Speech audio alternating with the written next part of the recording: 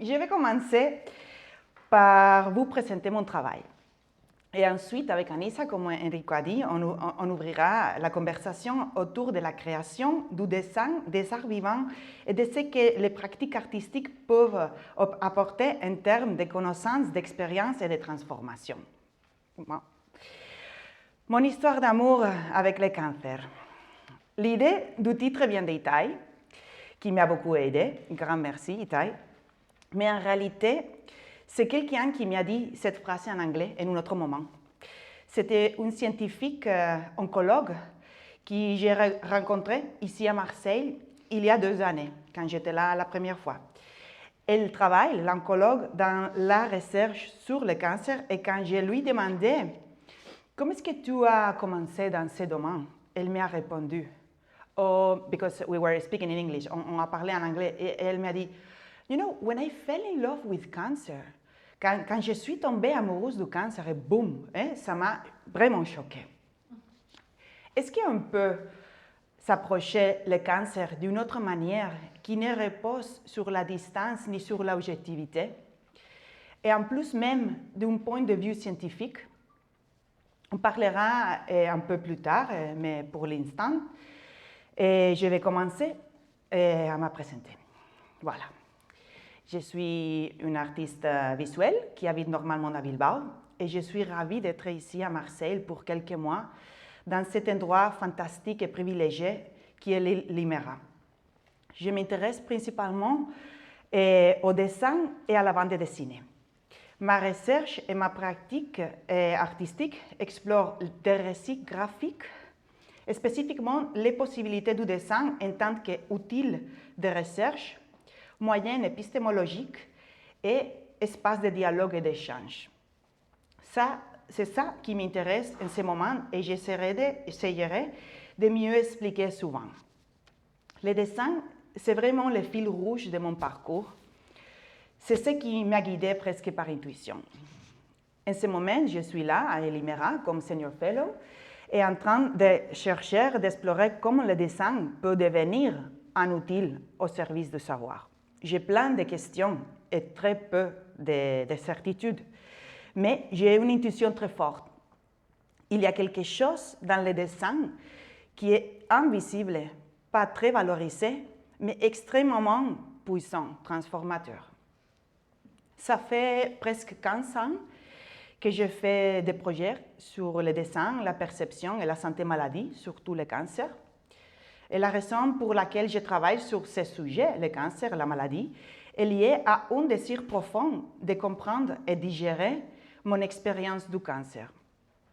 Comme beaucoup de vivants sur cette planète, j'ai eu un cancer. Et c'est inévitable. Cette expérience m'a traversée, m'a façonnée, et c'est grâce à elle aussi que je suis ici aujourd'hui pour partager avec vous ce que je fais. Comme artiste freelance, indépendant, autonome, je ne sais pas comment dire, j'essaie de survivre comme je peux. Je travaille à mon compte et je suis toujours créative à imaginer des projets sur des sujets qui m'intéressent. Et je fais d'autres boulots, principalement en tant qu'illustratrice. Je fais très souvent la facilitation graphique. C'est-à-dire, je dessine en temps réel pendant des événements pour résumer des conférences, des séminaires, etc. On parle parfois de graphic recording ou de reportages ou rapports graphiques. Il y a beaucoup de manières de les appeler. Mais pour moi, c'est une manière de faciliter, d'accompagner des processus à partir du dessin. Le dessin est un moyen qui peut contribuer à la compréhension de ce qui se passe, des conférences, séminaires, mais dans beaucoup d'endroits ou de lieux. Comme créatrice, je m'intéresse à l'idée de culture comme une pratique transversale liée aux défis sociaux comme la santé ou l'écologie, plutôt qu'à un système qui produit des œuvres à la chaîne. D'autre part, je crois en la collectivité plutôt qu'à l'individualisme et j'essaie d'être proche d'autres personnes, collectifs et de penser et de travailler ensemble. Au niveau interdisciplinaire, je m'intéresse beaucoup à l'exploration, en collaboration avec des autres, c'est much more fun, des possibilités de l'art pour ouvrir de nouvelles perspectives et approches épistémologiques. J'ai travaillé beaucoup avec des chercheurs de sciences sociales, en particulier sur la gestion de l'eau et les crises écologiques. Mais avant tout, je m'intéresse au dessin, non seulement comme moyen d'expression et de communication, mais aussi comme moyen de produire des connaissances. Ça, c'est le corps. Je voudrais maintenant vous présenter quelques projets. Cette image ici m'aide à raconter mon parcours des dernières années. C'est vraiment une image pratique pour moi pour organiser et montrer les étapes les plus importantes et les moments clés de mon parcours. C'est un peu comme un résumé chronologique des projets artistiques que j'ai réalisés depuis 2010 jusqu'à aujourd'hui, et surtout liés avec le cancer. Il me plaît à représenter ce parcours en forme de spirale, car une spirale est une trace circulaire créée par un point qui se distance progressivement du centre à la fois qu'il tourne autour de celui. De mon côté, l'onde expansive, créatrice, née de mon expérience avec le cancer d'ovaire en 2010. Et c'est un centre, non? C'est clair, non?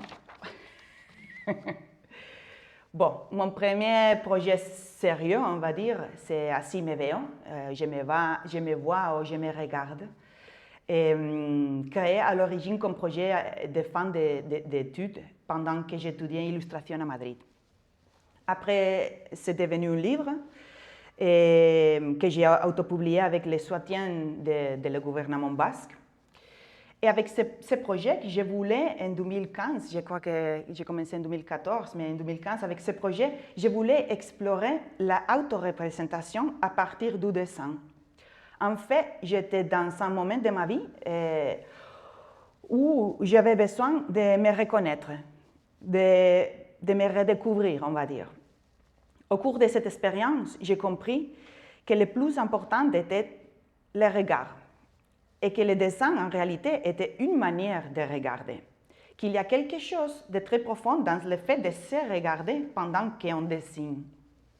J'aime beaucoup l'idée de John Berger sur le dessin parce qu'il dit que dessiner, que l'image dessinée contient l'expérience du regard. Bon, pour moi, Así me veo, le livre est un outil qui invite à l'observation, à la réflexion et à l'action. L'idée était de partager des exercices que j'avais moi-même réalisés au cours du processus d'exploration. Et j'ai pensé que n'importe qui, à l'âge, du milieu, de gens, tout le monde pourrait avoir envie de le faire, de se regarder, de regarder à partir du dessin. C'est pour ça. Voici quelques dessins que j'ai faits à partir de mon reflet sur des objets quotidiens de la cuisine, et des objets qui déforment l'image et qui favorisent un regard plus ludique, déformé, détaché de ce que nous croyons être quand nous nous regardons dans le miroir. C'est différent.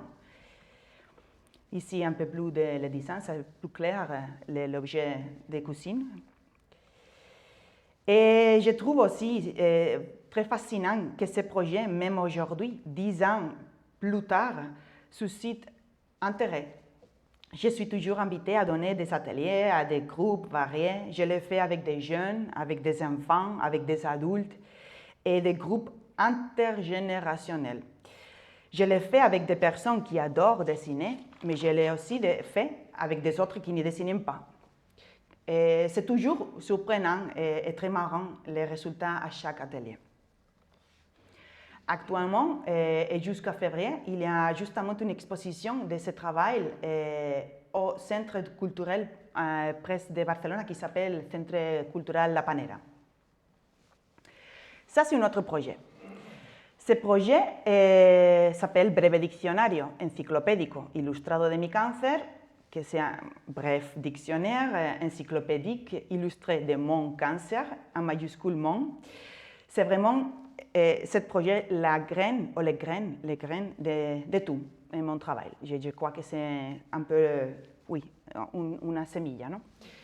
Ce projet m'a amené vers des lieux de rencontre de personnes que je n'aurais jamais imaginé. C'est un abécédaire de cartes postales sur mon expérience du cancer, 26 cartes postales qu'on peut lire dans n'importe quel ordre. Et il n'y a pas de narration linéaire et ça me plaît beaucoup. Grâce à une résidence artistique à Bilbao, j'ai travaillé dessus entre 2010 et 2017.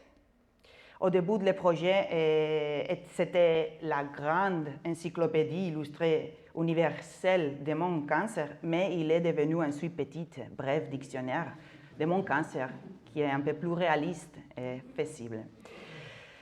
Bon, cela peut être, ça peut paraître cliché, cela peut être cliché, mais mais je crois qu'à l'époque, ça c'est en 2010, non, 2016. Je crois qu'à l'époque, je ne savais pas très bien que je faisais. Je crois que je ne savais bien que je faisais. Mais par contre, j'étais assez sûre de faire ce que je devais faire. À ce moment de ma vie, j'essayais de me reconstruire après le cancer qui a brisé ma vie. J'essayais de me réconcilier avec la vie d'une manière créative, authentique et profonde, parce que j'avais besoin d'assembler les pistes et de restaurer l'équilibre perdu. J'avais en fait besoin de redonner du sang. La structure alphabétique m'a aidé à mettre un peu d'ordre dans tout ça, m'a aidé à ordonner des questions diverses liées à la vie avec le cancer, à organiser mon univers de l'époque, des émotions, réflexions, textes, idées inspirantes, concepts, etc. Quelques lettres et mots du dictionnaire sont B de bouche, T de tabou, J de ganas, que ça veut dire envie, je crois, C de calendrier, U de utérus, F de famille, O, D de décembre, par exemple. J'ai fait une première audition numérotée en 2017, à la fin de la résidence à Bilbao. Et j'ai ensuite réalisé 3 autres éditions. J'ai imprimé les 26 cartes postales en rissographie. Et bon, je peux dire que c'est mon deuxième grand projet et aussi une des plus intimes. C'était la première fois que je faisais quelque chose comme ça, que je me confrontais à l'écriture, à la création de cette manière. Et bien sûr, le processus a été long, intense, exhaustif, expansif et aussi libérateur. Cet exercice de synthèse m'a beaucoup aidé à assimiler l'expérience, à construire un récit, à créer mon propre récit et à être plus tranquille aussi. Je suis toujours surprise quand quelqu'un me remercie ou qui me parle de ses émotions après lire mon livre. Ici, vous voyez 2 images très spéciales pour moi. Une est la paix pour père, padre en espagnol. Et le texte dit, j'ai traduit, mais c'est en espagnol, « Mon père a été diagnostiqué d'un cancer de la prostate. Quelques mois plus tard, on m'a diagnostiqué le mien, le cancer de mon père et aussi mon cancer. » L'image, c'est une image de ma père et ma mère. À côté, l'autre carte, c'est le quirófano, que c'est la salle d'opération. Et le texte dit, il y a des blessures intérieures et extérieures. Certaines sont invisibles et d'autres que nous ne voyons pas. Je ne sais pas si en français ça fait du sens, mais c'est comme ça. Certaines des blessures guérissent rapidement, d'autres ont besoin du temps. L'image, c'est mon corps.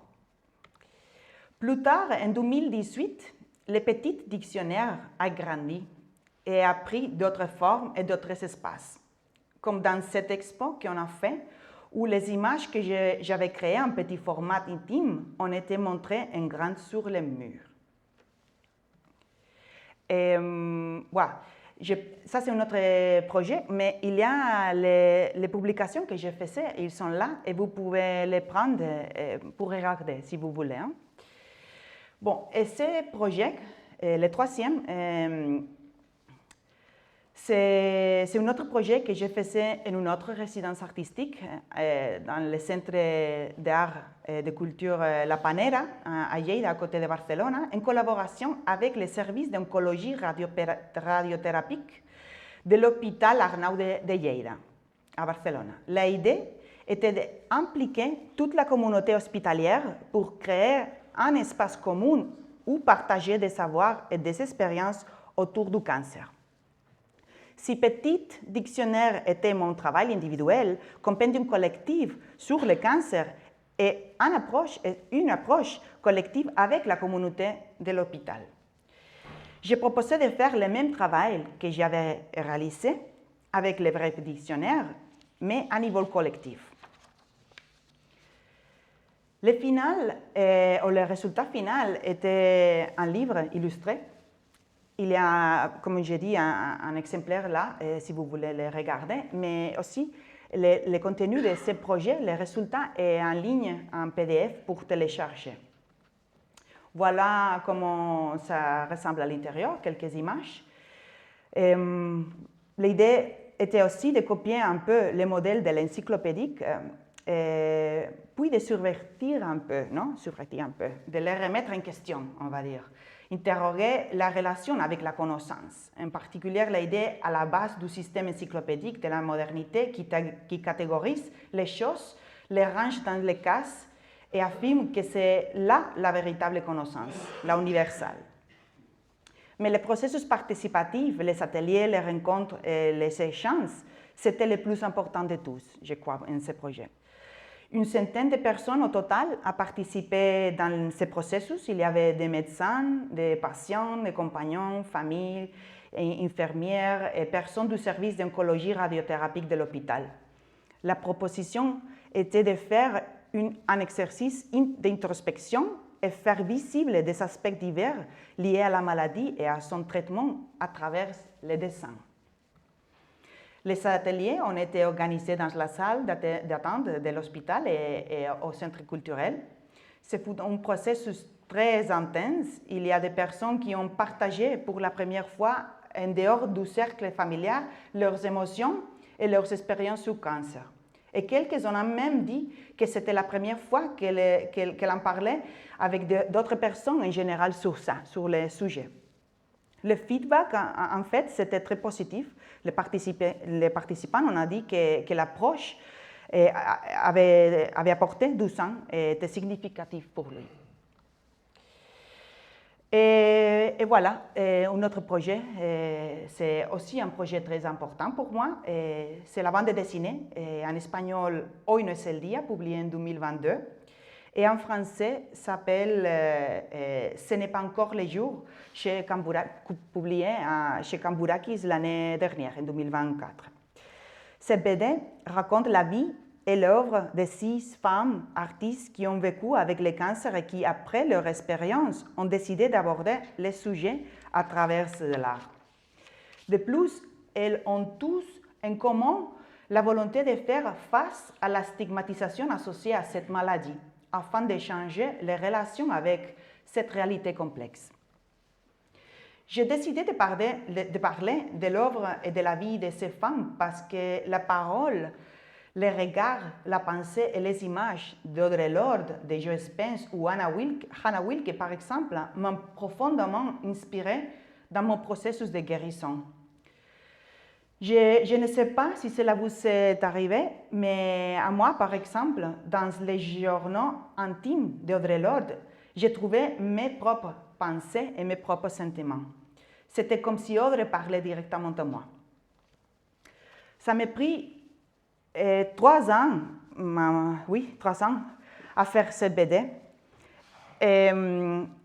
Il est en fait le résultat d'une recherche que j'avais commencée avant même Breve Diccionario, parce que j'avais besoin de comprendre et de découvrir d'autres référents, d'autres artistes qui ont vécu des expériences similaires. J'ai donc créé une archive aux bases de données afin de recueillir des informations et d'organiser tout ça. Toujours avec l'idée de les partager avec d'autres en ligne. Mais malheureusement, par manque de ressources, le projet d'archives était arrêté. Toutefois, le travail de recherche était très important pour moi. Je pense que dans presque tout ce que je fais, la recherche est essentielle. En fait, découvrir le parcours d'autres femmes m'a inspiré et m'a poussé à créer cette BD.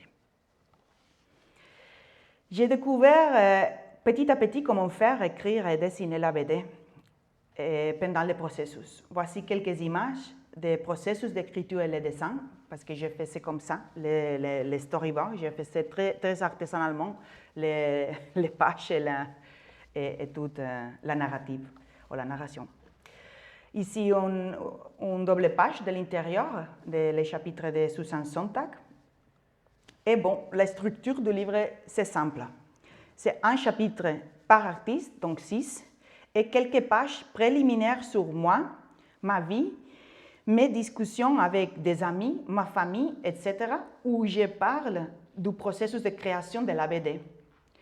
Parce que je crois que pour moi, c'est important, j'aime l'idée d'ouvrir les codes sources, non? Ouvrir les codes sources, de montrer le processus de création de la BD à qui la lit, de montrer le comment faire de cet objet à la main. Ici, quelques images de le storyboard qui m'a aidé pendant la création, que j'ai eu, il y a quelqu'un ici à la salle qui déjà connaît l'espace. J'ai comme un fou, j'ai toujours eu les murs full avec les storyboards, mais ça va. C'est comme ça l'image de le processus aussi. Bon, à la fin, je crois qu'avec ce livre, j'ai essayé de créer et de partager juste comme ces femmes ont fait, de créer à partir de ma pratique, du dessin et de la BD, quelque chose qui pourrait inspirer les autres. Je pense aussi que je fais ces BD car j'aurais aimé les lire en 2010, parce qu'il n'existait pas en 2010. C'est bien que j'ai eu l'impulse, parce que sinon je ne sais pas comment je vais le faire et le livre il n'existerait pas. Mais bien sûr, il y a aussi une profonde gratitude et reconnaissance pour ces femmes et leur travail. Voici une autre double page de la BD que j'aime beaucoup sur Audre Lorde et les valeurs de la poésie. Comme je dis, le livre est là et après vous pouvez le prendre et le regarder. Et bon, pour finir, je parlerai de dernier projet que je fais ici à l'IMERA. Je suis arrivée à Marseille dans le cadre de la chaire de recherche et création en oncologie et immunologie ici IMERA entre 2023 et 2024. Et ce projet, en collaboration avec l'Institut du cancer et d'immunologie à Marseille, l'ICI, c'était l'occasion de nourrir ma recherche sur l'art cancer et d'approfondir la perspective scientifique. J'ai découvert le travail des chercheurs, les points de vue et aussi les frustrations de certains chercheurs qui travaillent sur le cancer. Au total, j'ai rencontré et interviewé environ 25 chercheurs de l'ICI qui traitaient des sujets très complexes, à mon avis. Par exemple, l'hétérogénéité intratumorale, les organoïdes, la bioinformatique, la protéomique et la spectrométrie de masse, la histopathologie, la plasticité neuronale dans le développement du cancer et de la régulation neuronale de l'immunité, l'épigénétique ou pour finir, la caractérisation de la sensation mammaire pour la bionique. C'était très intéressant, j'ai beaucoup appris, même si je ne pourrais pas vous expliquer chacun de ces sujets en détail. Cela a donné ce que j'appelle le Thinking Drawing Device ou dispositif pour penser en dessinant. Dessiner. Thank you. Donc, Thinking Drawing Device Research on Cancer est la conclusion du processus de recherche et de création pendant ma résidence de 10 mois. Je le considère un outil méthodologique qui permet la visualisation, la compréhension et la connexion des idées, des concepts et des savoirs qui émergent du dialogue. Bon, au cours de cette recherche, j'étais très inspirée par Fanny Mann, une neurobiologiste de l'ICI, qui utilise la visualisation d'images et les dessins dans ses recherches. La neurobiologie, j'ai appris, est très marquée par Ramón y Cajal, qui a révolutionné la conception des neurosciences et qui a inspiré les dessins médicaux et la recherche scientifique à la fin du XIXe siècle. Pardon, c'est le... Ramón y Cajal utilisait les dessins pour exprimer ses observations, pour découvrir, créer et révéler un monde inconnu. Parfois, ces dessins sont basés sur ses observations au microscope, mais d'autres fois, il a aussi fait dessins plus schématiques qui clarifiaient ses idées. Donc, grâce au dessin, Ramón y Cajal a apporté des contributions fondamentales à la neuroscience et a reçu le prix Nobel en 1906.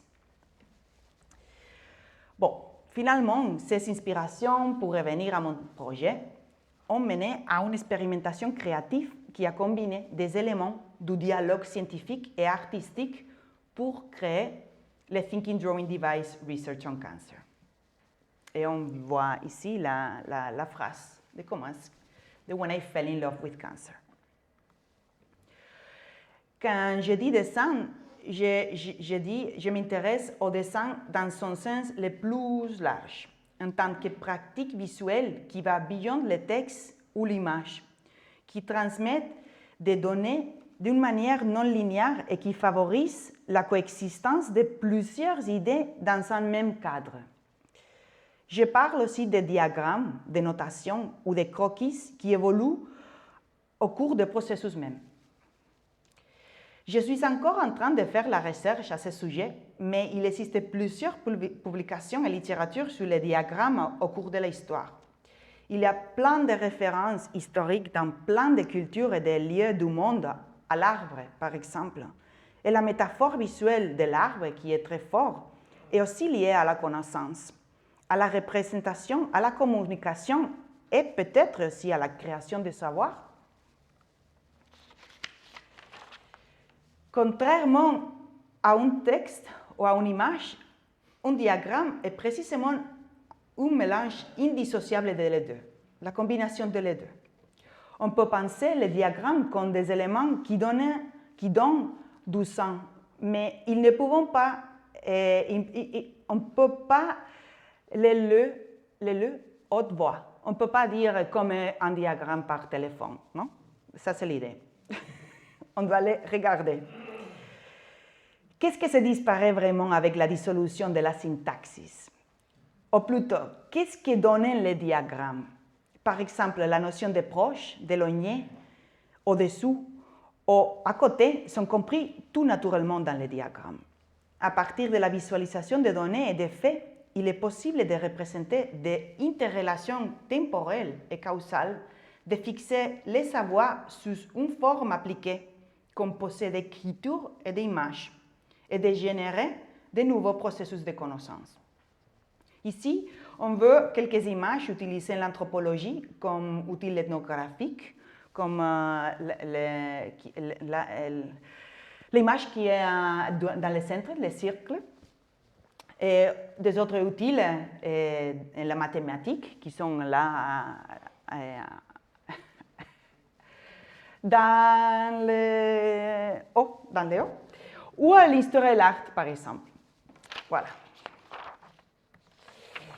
Et bon, je trouve ça très fascinant, mais je suis moi-même dedans et il y a beaucoup de choses que je ne sais pas bien comment expliquer encore moi en français.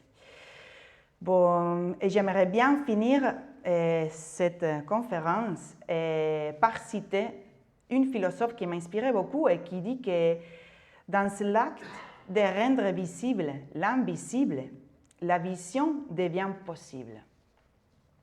Elle considère que les diagrammes sont un outil indispensable à l'acquisition de la connaissance, que la spatialisation et la visualisation des pensées sont fondamentales à la compréhension des idées. De plus, Sibyl Kramer, cette philosophe, dit que quand une pensée est placée sur une surface, la pensée a lieu. Elle devient pensable, visible, tangible dans l'espace-temps.